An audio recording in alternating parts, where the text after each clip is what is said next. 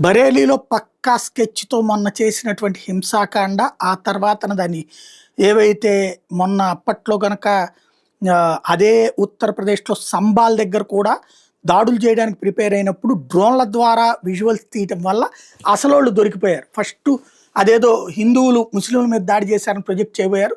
అసలు నిజం బయటపడిన తర్వాత బోలెడంతమంది అరెస్ట్ అయ్యారు. సేమ్ ప్యాటర్న్ ఇక్కడ కూడా అనుసరించారు బరేలీలో. మసీదులో నుంచి ఎవరొచ్చారు, ఏం చేశారు, ఎలా చెప్పారు ఇదంతా విజువల్ అయింది. ఆ తర్వాతన దాడులు చేసిన వాళ్ళని ఒక్కొక్కళ్ళని ఇంటి దగ్గరికెళ్ళి పట్టుకొచ్చి మరి ఉతుకుతున్నారు. అయితే ఇక్కడ సమస్యల్లో ఏంటంటే యోగి సర్కార్ కూడా ఆలోచించాల్సింది. ఇవి వీడియోలు వదులుతున్నారు. ఈ వీడియోల్ని బాగా సర్క్యులేట్ అవుతున్నాయి కూడా. ఎవరైతే ముస్లిం సామాజిక వర్గానికి సంబంధించిన వాళ్ళు ఇళ్లల్లో ఉన్నటువంటి వాళ్ళని కూడా పోలీసులు తన్ని తీసుకొస్తున్నటువంటి దీన్ని ముస్లిం సామాజిక వర్గంలో ఉన్నటువంటి ఎవరైతే తీవ్రవాద భావజాలికులు ఏం చేస్తున్నారు, మిగతా అమాయక ముస్లిం యువతరానికి ఇది పంపించి చూసారా, అన్యాయంగా మన వాళ్ళని కొట్టేస్తున్నారు, ఇదిగో పోలీసులు ఎంత హింసిస్తున్నారు, యోగి ఆదిత్యనాథ్ ఇట్లా హింసిస్తున్నాడు, ఉత్తరప్రదేశ్ పోలీసులు ఇట్లా హింసిస్తున్నారు, బీజేపీ ఇట్లా హింసిస్తుందన్న ప్రచారం చేసుకొస్తున్నారు. తద్వారా అంతర్జాతీయంగా కూడా ఉగ్రవాద సంస్థల దగ్గర నుంచి నిధులు తెప్పించుకోవడానికి, లేదంటే అక్కడ ఉన్నటువంటి వాళ్ళని కూడా భారత్కి వ్యతిరేకంగా అక్కడ ఉన్న ముస్లింలు కూడా రెచ్చగొట్టడానికి వినియోగిస్తున్నారు.